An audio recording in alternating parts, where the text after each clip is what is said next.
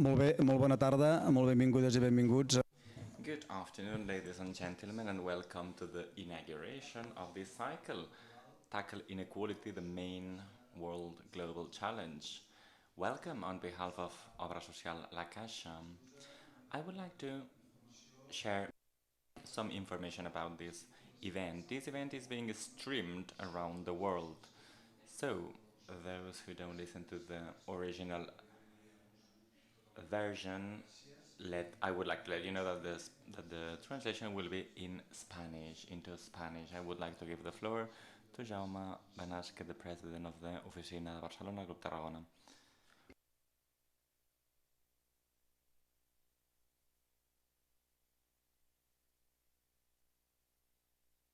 Hello, good afternoon. Thank you very much. For the president of the Barcelona Rome Club, it is a pleasure to welcome you, to greet you on behalf of Obra Social, and I would like to express my satisfaction for having had the opportunity to participate in the organization of such an amazing initiative, an initiative that aims at reflecting on inequalities. I would like to greet our amazing speaker as well as the minister. Why the Rome Club has joined this initiative? As you might know, the Rome Club is busy fighting for sustainability, and not only from an environmental perspective, which is oftentimes the first idea that comes to our mind when we think about the Rome Club. By the way, Trump's decision to withdraw from the Paris Agreement is very bad news when it comes to sustainability, also from an economic sustainability point of view and even from a moral point of view. Why do we believe inequality, the topic of inequality, is relevant? Well, mainly because inequalities, the level of inequalities in developed countries, even Catalonia, Spain, and many other countries around the globe, might become unsustainable. Maybe it is already unsustainable. When there is too much inequality, the whole thing becomes unsustainable. Also intolerable, unacceptable, unacceptable, inadmissible. It's just a nightmare. We are getting to unacceptable levels of inequality. When inequality becomes unsustainable, well, basically when we are leaving all our debt to our future generations, when inherent poverty is a reality for many, many layers of the population. Well, this is the case in our country. When is inequality unsustainable? When it goes against the dignity of human beings, or when it just wipes out hope among citizens, undermining their future opportunities. That means inequality has reached an unsustainable level. From a socio-economic perspective, inequalities are unsustainable when they threaten aggregated demand, which is one of the engines for economic growth, when it provokes social gaps, irreversible social gaps, because inequalities sometimes translate into unacceptable social gaps that end up becoming structural. This becomes just unacceptable and unsustainable. And also, inequalities are unsustainable when they threaten democracy. As you can see, these are all reasons why it is really worth dealing with inequalities, tackling inequalities, fighting, in fact, inequalities. And that's why the presentation is extremely timely, and that's why we have a top speaker, Mr. Stiglitz. In Spain, when we wanted to get in touch with a public administration, we had to say, God bless you, for many years. Well, I've been reflecting about this expression, and I have thought about him. God bless Mr. Stiglitz for many, many years, so that he can share his knowledge. Thank you very much for that.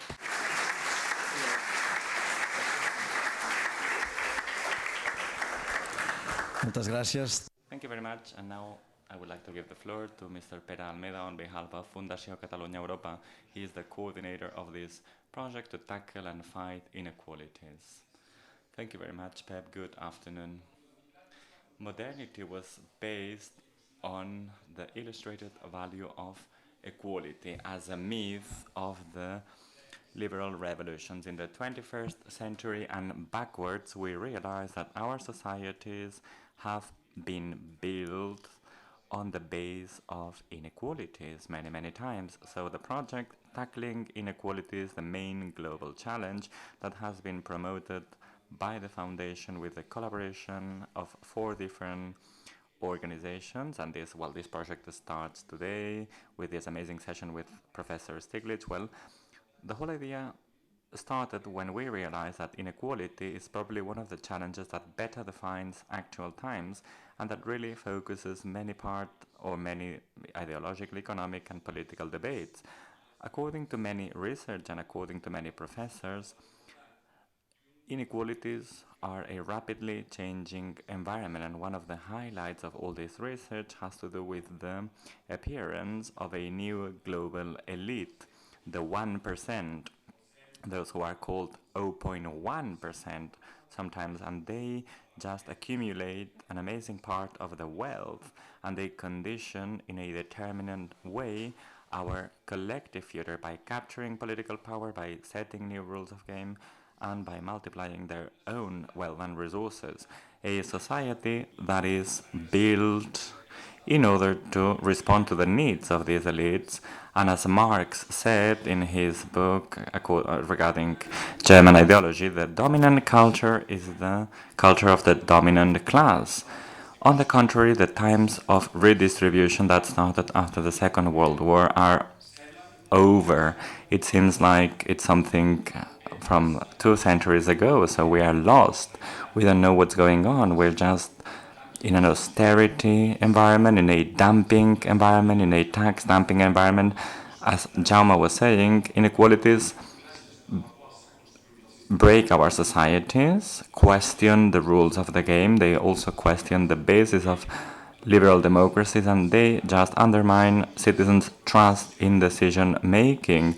They are also a burden for economic growth, and they tense global processes. So the way according to which we're going to be tackling inequalities will shape future societies. Out of this, we've called this cycle tackling inequalities because we don't hold a neutral position in front of inequalities. We need to fight inequalities and we need to diminish inequalities. When we talk about inequality, we do it in plural, inequalities, because many international speakers from different parts of the world have precisely talked about the need to think about different inequalities, not only economic inequality, but also sociological inequality, epidemiologic inequalities, and all its social impact and the effect on democracy and power relationships, not to speak about the moral implications of inequalities explained from the philosophical point of view or the approach of inequalities from a city's perspective. So let's get started now. In June and in September, Mr. Pickett, in a program that will be monthly all the way up to 2018, from our country we want to contribute to these global demands on which we insist inequalities is the very important key topic. We also want to contribute to shaping this debate. That's the objective of this cycle, and that's why we kindly invite you to be part of the process. Thank you very much. Moltes gràcies. Thank you very much. And now we would like to give the floor to the Minister for Work and Social Affairs, Madame Dolors Bassa.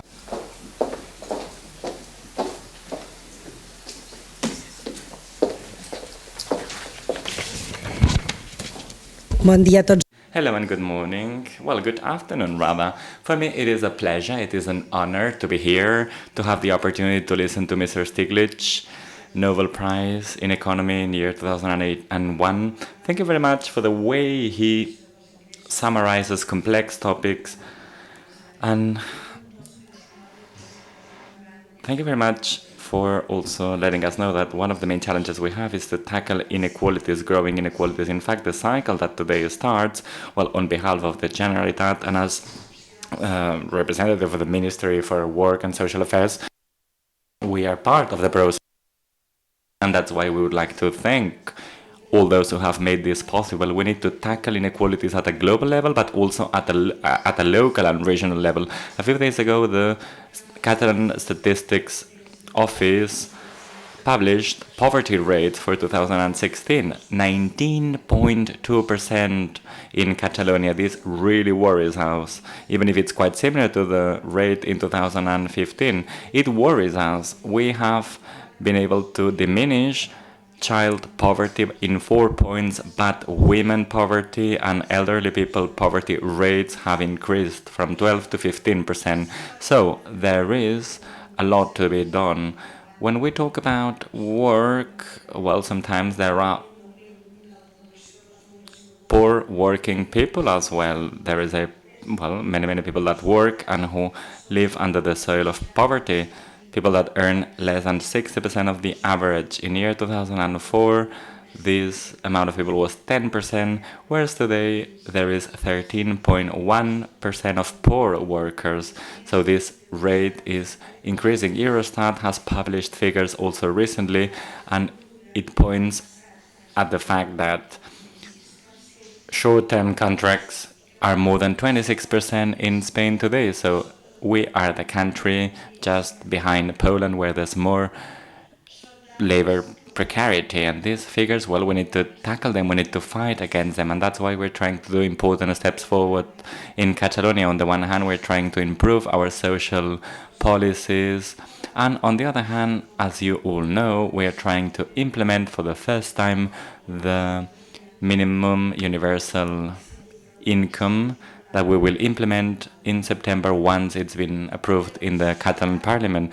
And that's because we want to boost equality in our society. We want to guarantee dignifying work for people to be able to live their life fully, because inequalities are not economic only, so there's inequality in all areas, because inequality ends up generating exclusion structures that we cannot allow.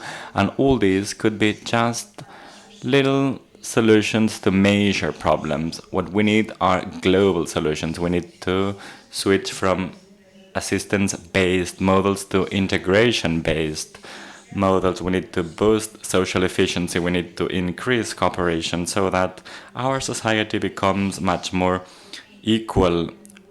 This will be the way to redistribute our GDP, the Catalan GDP, and we want it to be comparable to our social development index.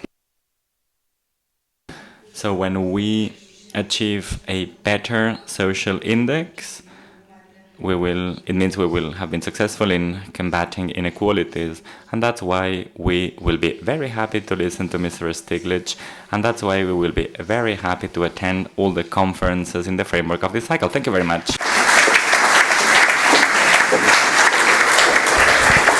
Moltes gràcies.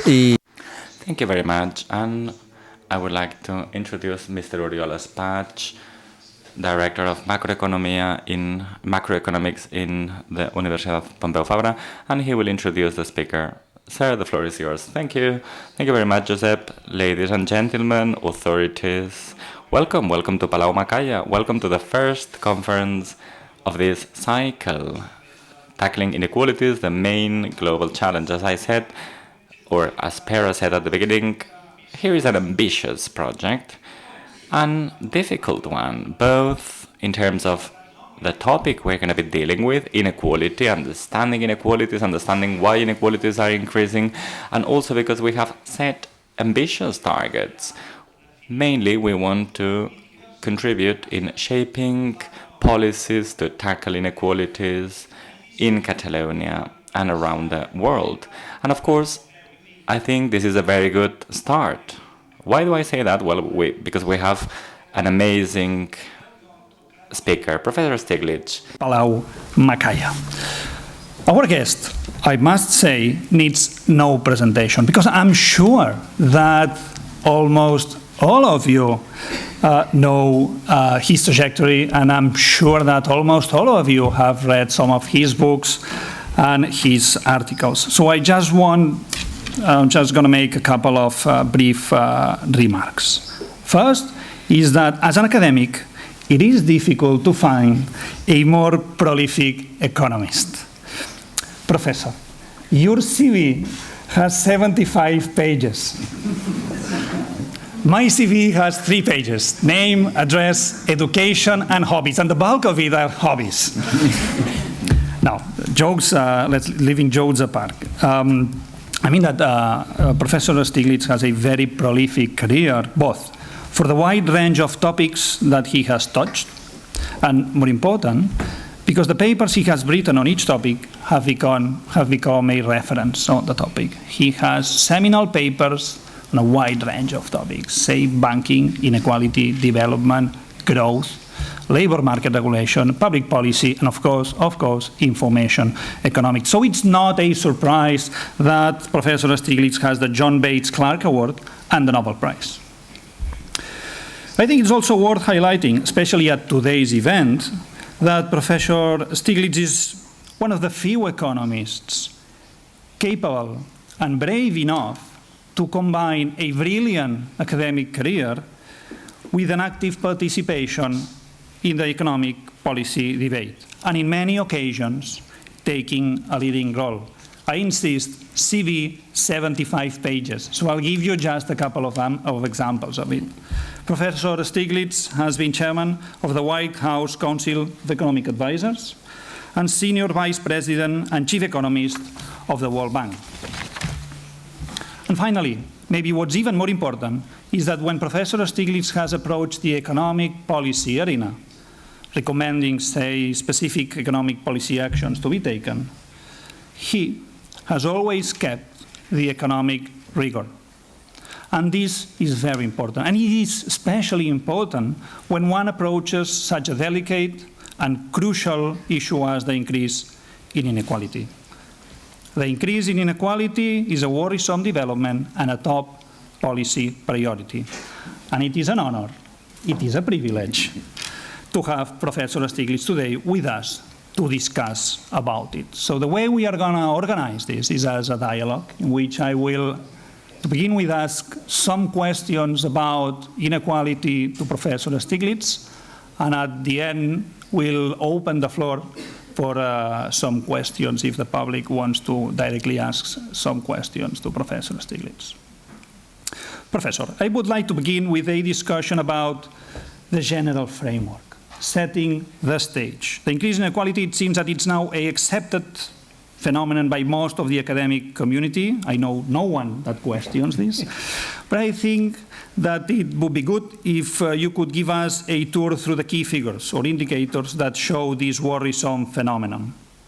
I think that if you could help us understand a bit better some of these questions, then we will be better equipped to move forward and try to understand why inequality is increasing and its consequences as a second step. Okay. Well, thank you very much.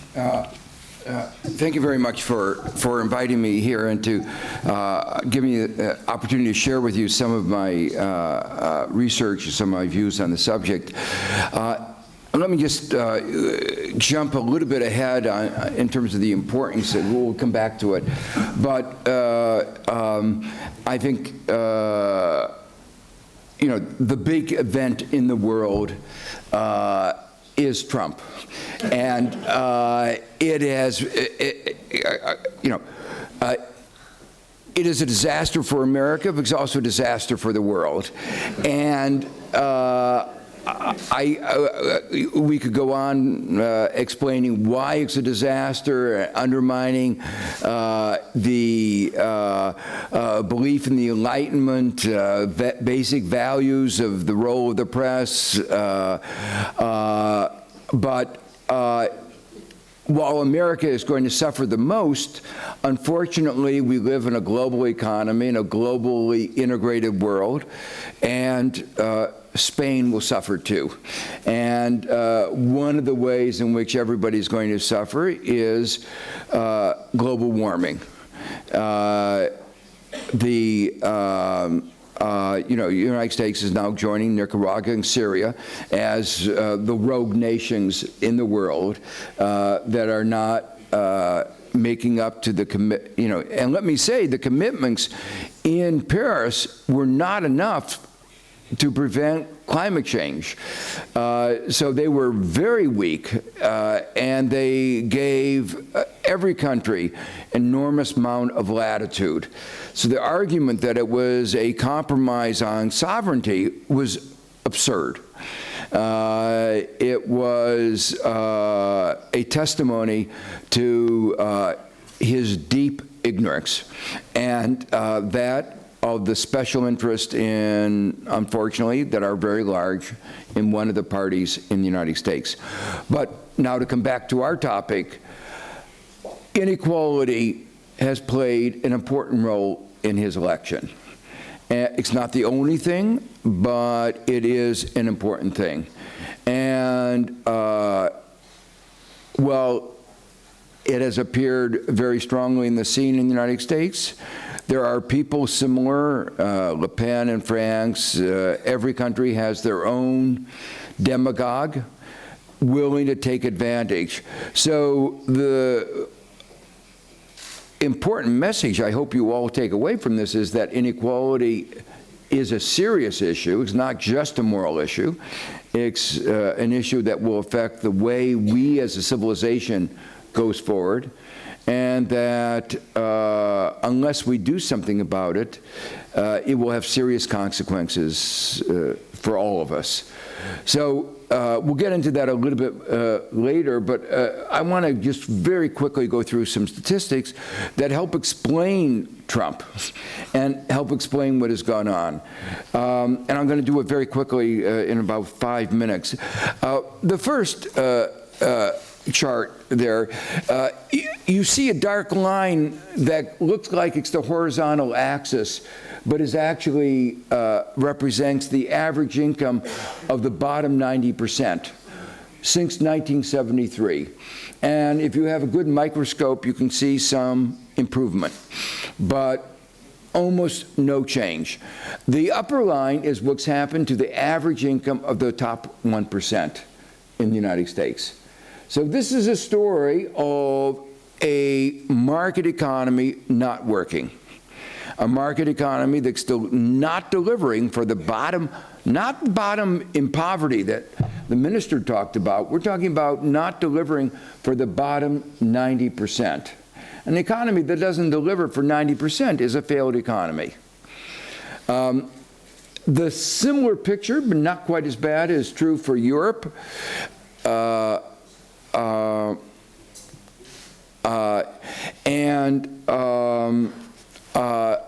Again, a similar picture is true for Spain. There's been an increase in inequality around the world. The blue line represents the level of inequality today by a standard measure called the Gini coefficient, and the orange line represents where it was in the mid-1980s. There are a few countries that have managed not to increase inequality. There are a few countries that have actually reduced inequality. The important lesson of this chart is that the forces for the increase of inequality, like technical change and globalization, are global. But they played out in very differently in different countries, which says that what's made the difference is the policies of particular countries. So that's why I sometimes say inequality is a choice. Some countries, like the Scandinavian countries, have chosen not to have as much inequality, and some countries, like the United States and those countries that have chosen America's model, have wound up with a very high level of inequality. The next chart shows the stagnation in the income of the average American household, but more telling is what's happened to those to male workers, because if you watched any of the TV of the primaries and supporters of Trump, there were disproportionately males. dislocated males, males who've lost their jobs. Well, this is a picture of those who've been able to get a full-time job. Okay, so these are the lucky ones. The lucky ones in the middle who managed to get a job, the income today is the same as it was 42 years ago. So this in a country that prides itself in each generation being better than the last, and now we've had 2 generations of utter stagnation. And at the bottom, things are even worse. The wages at the bottom, adjusted for inflation, are the same as they were 60 years ago. Now, can you imagine? You know, I do a lot of talking in places like China, and they can't imagine this. 60 years ago, 40 years ago, per capita income was like $200, $150 a year. And since then, their incomes have increased 8, 10-fold. And in this period, in the middle, in the United States, things have stagnated. Now, there are many different dimensions to inequality, and I have time to mention only 3 others. One of them is inequality of wealth. Inequality in wealth in the United States is much worse than inequality in income. And this chart illustrates that there are 8 Americans from 2 families who inherited their money, who have as much wealth as the bottom 44% of the country. And that's testimony to how much money there is at the top and how little money there is at the bottom. Globally, there's the same picture. Today, Oxfam comes out every year with a report on global inequality, and they ask the question, how big of a bus would be required to have as much wealth as the bottom 3.5 billion people? And this year, the answer was a bus of 8 men had as much wealth as 3.5 billion people. The second dimensions of inequality, and America is the only country of the advanced country that doesn't recognize access to health care as a basic right. And the result is dramatic. Life expectancy in the United States, one of the richest countries in the world, is declining. And this chart focuses on males because the problem is much worse among males. And it focuses on whites, not because we just want to focus on whites, but sometimes people say, oh, it's a problem, America has a racial problem. And what you see in this chart is that it focuses on the death rate, the probability of dying, as opposed to life expectancy. The death rate among whites overall has been increasing, and among those who are not, do not have a degree, a college degree, it's increasing dramatically. That red line that's spiking up is the death rate of whites with high school education or less. If you look then at the third quadrant there, what you see is this is different from what's happening in every other country. Every other country, the death rate is going down. In the United States, among the whites, overall, it's increasing. And the reason is deaths of despair. It's alcoholism, suicide, and drug overdose. It's the only time I've seen anything like this was in the aftermath of the collapse of the Soviet Union, where there was a complete collapse of their society, and incomes plummeted, and we knew that things were going badly when we saw life expectancy decline. And what you're seeing in the United States is exactly the same. These numbers were there before Trump. But these numbers, in economics, we talk about leading indicators, numbers that tell you what's about to happen. This is a leading indicator. Anybody who saw these numbers, when I wrote a book called The Price of Inequality in 2012, I said, if something's not done, we're going to wind up with a demagogue, I didn't know like Trump, but we've wound up with a demagogue that is as bad or worse than anything we could have imagined. So this is the basic picture of how bad things have gone in the United States.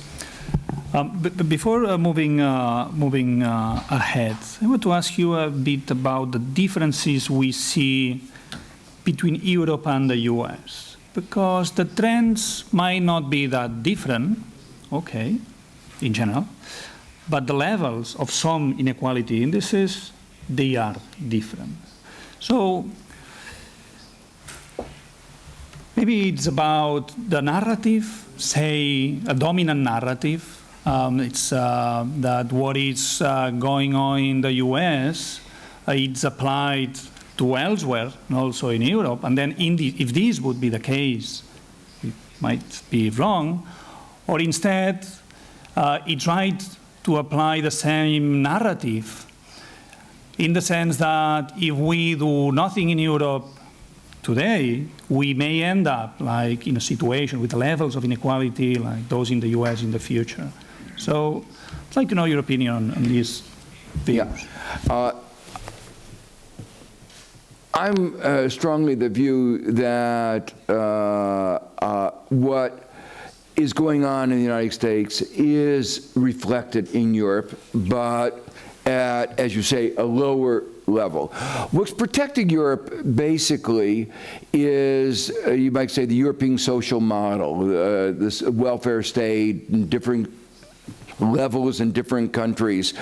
But for instance, Germany's inequality of market income is not that much different from the United States.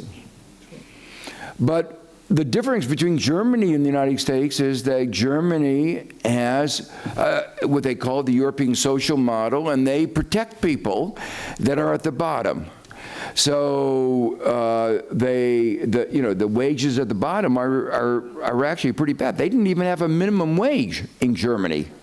And that gave it, that one of the ways that they've been able to so-called compete with others is a beggar thy neighbor policy. They don't talk about it, but this is what it is. They lower the wages, and that makes their products more competitive.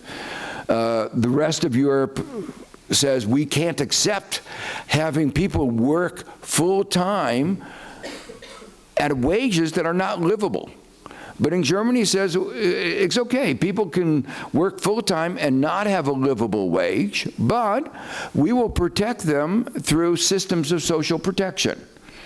So in Europe, so far, there has been this kind of protection that has stopped there being the kind of extremes that you see in the United States. But what you see is in a country like the UK that has adopted an American mentality, American model, where there's been a cutback in those social protections, you see inequality growing almost to the level of the United States. You can just see the really enormous increase in inequality. So that's really the direction in which it's a real threat. And when you have somebody like Draghi, the head of the European Central Bank, saying, I think falsely, that the reason for the crisis was the welfare state, and that therefore there has to be a cutback in the welfare state, you see the threat that Europe is facing, because you have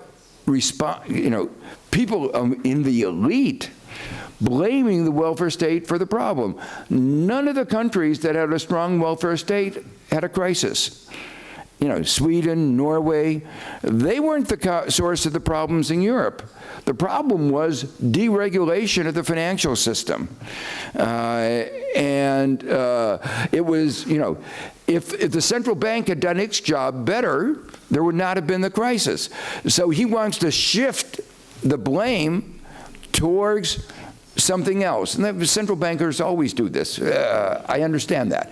But the point to make clear is it wasn't the welfare state that caused the crisis. The welfare state protected Europe from having the extremes of poverty that would have resulted had there been a crisis without that protection. But unfortunately, both, not only Draghi, but a lot of people in the European Commission are working to undermine the European social model. Professor, I think it's crystal clear, I would say. So now if we move forward and try to understand what's behind this increasing inequality. You've already mentioned globalization and technical change. Actually, it's a bit like awkward, isn't it? Like we are, on the one hand, asking corporates to invest more in R&D, and on the other hand, it seems that technological change is going to destroy lots of jobs. And it's a similar thing with globalization. It seemed that not that long ago there was a consensus that globalization would make us all better off. And now somehow it changed very rapidly, and it seems that globalization is going to make us all worse off. And these two topics have become somehow the usual suspects, but I guess that there might be other factors behind the increase in inequality, say institutional factors, or even, and here in Catalonia, I guess very important, it's cyclical factors. So which factors do you think are most at play nowadays? Yeah. So inequality, there are many forces giving rise to inequality, so you can't just identify one or two. Cyclical factors are clearly important. Obviously, if people don't have jobs, they get worse off, and if you don't have a system of social protection, their inequality will increase.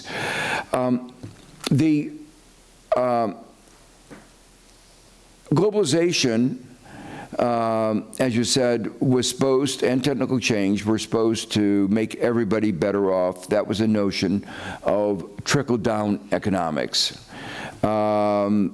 Actually, this notion of trickle-down economics played a very big role in what I think of as really the strongest underlying force giving rise to the growth of inequality.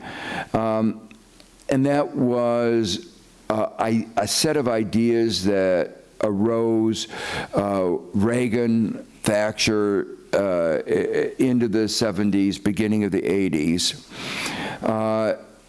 A set of ideas that said that if we deregulate, liberalize the economy, we will give more space, and then if we lower the taxes, especially at the top, we will incentivize. And the notion was that these two policies, deregulation and lowering the taxes at the top, would spur the economy so much that, yes, it would lead to more inequality. That was never denied, but the size of the economic pie would be so increased that everybody would be better off. And so even those at the bottom would be better off. They would get a bigger piece of the pie, even if their share was getting smaller. It didn't turn out that way. In fact, it turned out, for reasons that were predictable, that the Reagan-Thatcher policies led to lower economic growth. And so you had more inequality with a smaller pie, and of course then the people in the middle and the bottom became worse off. I wrote a book that came out a couple of years ago called Rewriting the Rules of the American Economy, an Agenda for Shared Prosperity, and we're doing a European version of this now with FEPS, which is the Foundation of European Progressive Parties. the basic idea was that what happened then was not just a change in the rules about financial regulation and taxation, but a comprehensive rewriting the rules of the market economy. Markets don't exist in the vacuum. They have to be structured. And rewriting rules about labor market bargaining, corporate governance, antitrust, monetary policy, just across the gamut. And the result of this was, predictably, the economy performed more poorly. It led to an increased financialization of the economy. For instance, in the United States, the financial sector went from 2.5% of GDP to 8% of GDP, with no increase in growth, as I say, a decrease in growth. So attention was focused on the financial sector rather than on real investments. And even worse, the changes led to short-termism. People focused on the next quarterly return. If you're focusing on the next quarterly return, you're not focusing on investment in people, investment in technology, investment in long-term capital. And so the result of the short-termism was that the economy didn't work as well. You had lower economic growth. So, and the point of our book was to go through each of the changes that have occurred that was part of that Reagan era. It didn't work. Instead, when it was obvious that it wasn't working, rather than abandoning it, they doubled down. And they said, let's do more of it. It was sort of like the medieval blood letters. When the patient didn't recover, they said, well, the real problem was he still had a little blood left. We'll let that blood out. And, usually they died. Occasionally there was a miracle. But they didn't remember the 90% of people, 99% of people who died. They focused on the miracle. So that's what's happening. So what we've said is now, after a third of a century, and the data, the reason I went back for 30, 40, 50 years, we've had this experiment now for a third of a century. It's failed. And we can say, in the first 5 years, you can say it's too soon. But now, a third of a century, we can say unambiguously, it failed. And we have to rewrite the rules. Once again, we're in the 21st century, so we're not going to go back to what we had 40 years ago, but we need to rewrite the rules once again to address these issues. So, as we look at the inequality in our society, some of it has to do with monopoly power. In sector after sector of our economy, you can see increased market power. And so we have to restrain market power. The financial sector, much of the discussion in financial sector reform has been about how to prevent the financial sector to do harm on the rest of society by excessive risk-taking, by market manipulation, by predatory practices, by abusing customers, a long list. But really, the debate ought to be, how do we get the financial sector to serve the society? It's a means to an end. It's not an end in itself. And for a long time, we took the financial sector as an end in itself. We said the way to grow the economy was to grow the financial sector. The financial sector is just an intermediary. And yet we treated it as an end in itself. So part of the agenda is how to reform the rules so that the financial sector actually is making loans to small and medium-sized businesses to grow the economy, venture capital to new enterprises. How do we reform corporate governance to make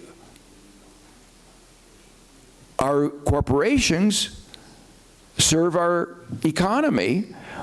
Long-term thinking, not just to serve the CEOs. The CEO pay has gone in the United States. Average CEO pay is 300 times that of the workers. 300. 35 years ago, it was 10 times. Now, as that CEO pay increased 30-fold relative to that of ordinary workers, is there any evidence that CEO productivity increased 30-fold? No. They only got more efficient in one way, in stealing money from the rest of the corporation. Now, there is a little story here. I have a little bit of empathy. Because they've taken away so much money from the rest of the corporations aren't doing well, so they have to fire a lot of workers. And firing workers is not fun. It's very unpleasant. So they have to be compensated for doing the unpleasant job of firing workers. And they're firing workers because they're paying themselves so much. So they've created a vicious circle anyway, those are examples. But there are some other things. One of the things that's going on in Europe without anybody noticing it very much is the system of labor market bargaining has been weakened. The way labor bargaining has been organized has changed to undermine the power of collective bargaining. Now, there may have been a sense that unions had too much power, and that the result was that there were unbalanced agreements. But it's very clear they've gone. If that was the case, it depends maybe from country to country. But now the risk is totally on the other side. And there was never a real good public discussion. Should we in a time of growing inequality, should you weaken the bargaining power of workers? Normally you would say no.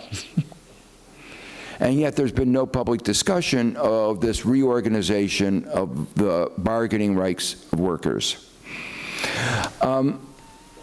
Globalization was supposed to make everybody better off. But economists actually had explained before the process of globalization began that it would make some workers, unskilled workers in advanced countries like the United States and Spain, it would make them worse off. And the argument was very simple, that if we are importing goods that require a lot of unskilled labor, we don't need to produce those goods at home. And if we're not producing those goods at home, there'll be less demand for unskilled labor. And if there's less demand for unskilled labor, the wages of unskilled labor will go down, or the unemployment rate will go up. So every economist, if they were honest, would have told you globalization will result in there being more inequality. It will not make everybody better off. But the elites massively lied to ordinary citizens, and now they are angry. It was, quite honestly, a major lie of the elites. Now, there was an answer.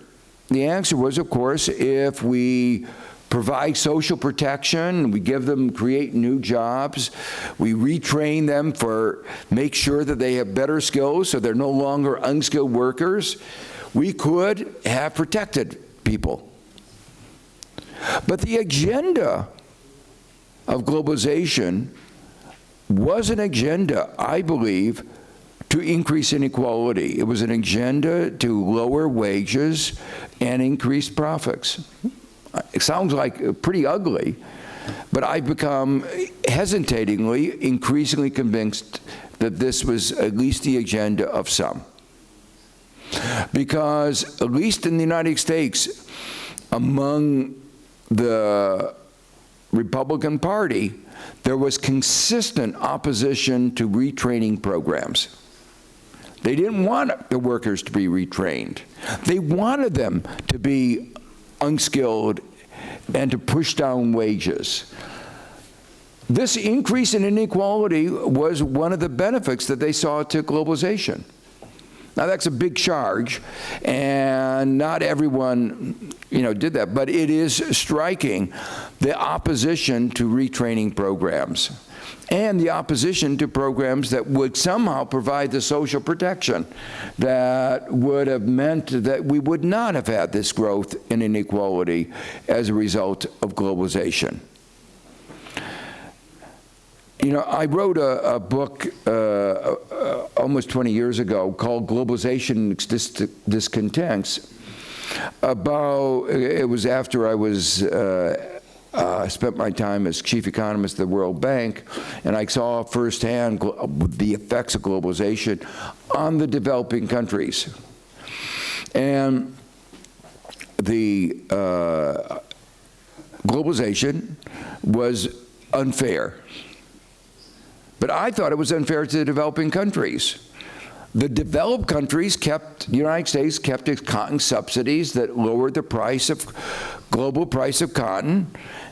That results, so U.S. cotton farmers, 25,000 rich farmers did very well, and 10 million cotton farmers in sub-Saharan Africa saw their cotton prices go down, and they were pushed deeper into poverty. The average European cow got $2 a day, which was more than the poverty rate in the developing countries. So what I saw as I looked at the picture of globalization was an unfair globalization. But now you listen to Trump, and what we hear is globalization is unfair to the United States. And he says NAFTA was the worst trade agreement ever. And WTO he's criticized. You get the picture that the United States got snookered by these sharp bargainers, trade negotiators, from Brazil and India and Mali and Senegal. If you believe that, you'll believe anything. I've watched these trade negotiations, and our trade negotiators got virtually everything they wanted. They were not snookered. These were American-designed agreements. But then you ask, how can Americans have suffered if they were designed for America? They were written by and for Americans and other advanced countries like Europe. Well, the answer was they were written for and by American corporations. And they did well for American corporations. Our profit rates went up, but our wages went down. So the bottom line of all this is, again, back to the theme, it's the rules. These agreements weaken the bargaining power of workers. They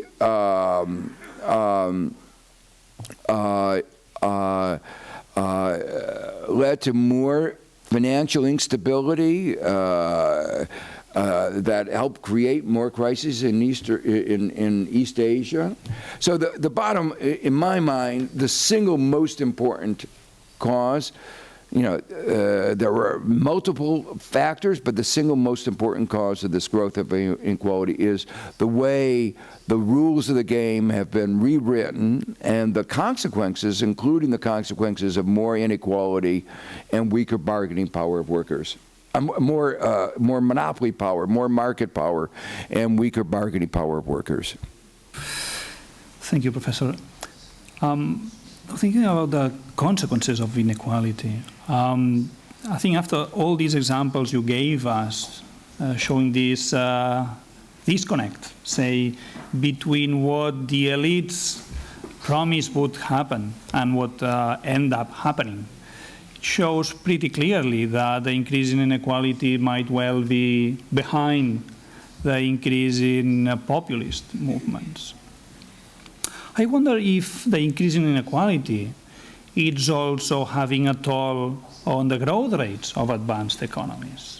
The US was growing above 3% before the crisis. Now it seems that we all accept that a growth rate around 2 or even below 2% is okay, and it's similar in Europe.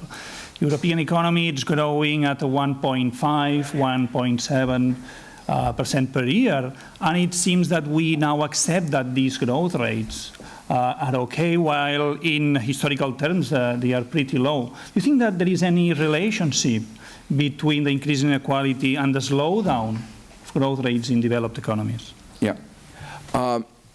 This was actually the major theme of my a book I wrote about 5 years ago called "The Price of Inequality," where I was trying to say that inequality is a moral issue. It has social consequences that are very serious, but it's also an economic issue, and that we are actually going to be paying a very high price for this inequality. That it will lead to a poor performing economy. This view, which at one time when I started to write about it was viewed as sort of a left-wing or a radical view, is now become mainstream. The IMF, the International Monetary Fund, which most of you know is not a radical left organization, has back this up with a lot of research, and so has the OECD, and they've made this at the center of their economic advice. The head of the IMF was asked, why are you so engaged in inequality? And the response was, we're concerned about economic performance, and this is one of the important determinants of economic performance. And there are many channels that I lay out in my book of why it is that inequality hampers economic performance. One of them is that it reduces aggregate demand. One of them is that economies with a high level of inequality have also a high level of inequality of opportunity.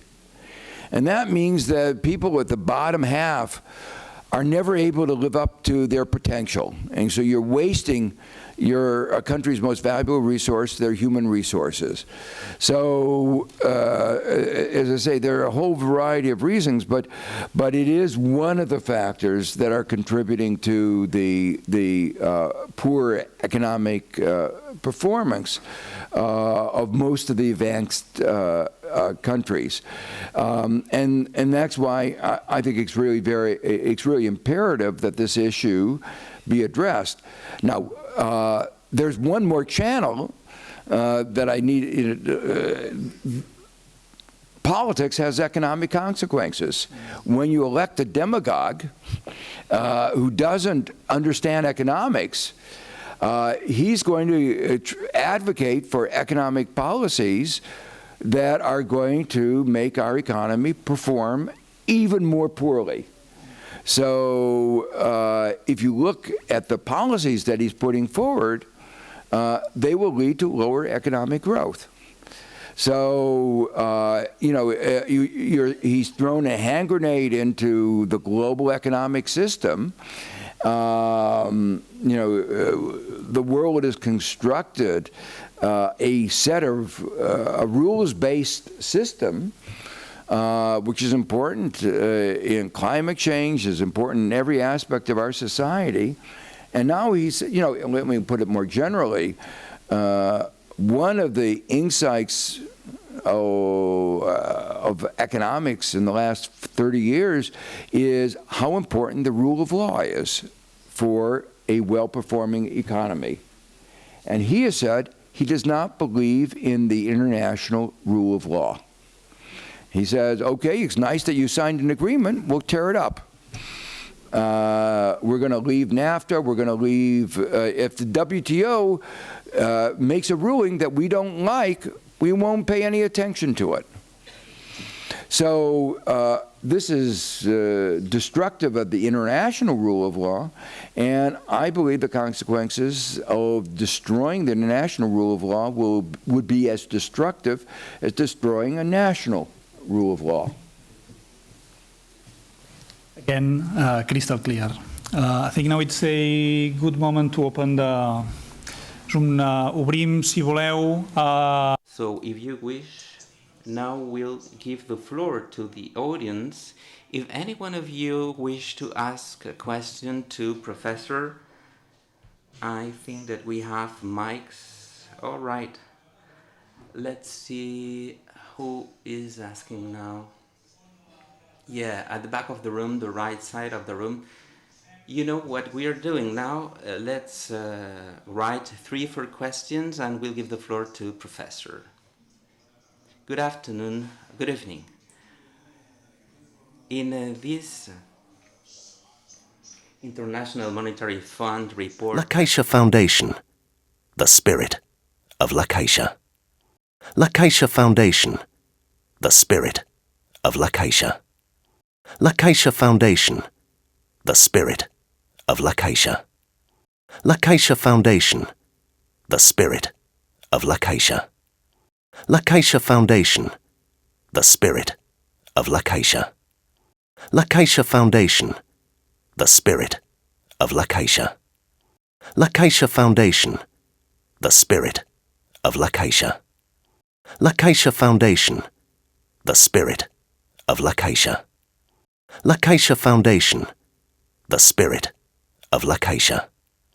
La Caixa Foundation, the spirit of La Caixa. La Caixa Foundation, the spirit of La Caixa. La Caixa Foundation, the spirit of La Caixa. La Caixa Foundation, the spirit of La Caixa. La Caixa Foundation, the spirit of La Caixa. La Caixa Foundation, the spirit of La Caixa. La Caixa Foundation, the spirit of La Caixa.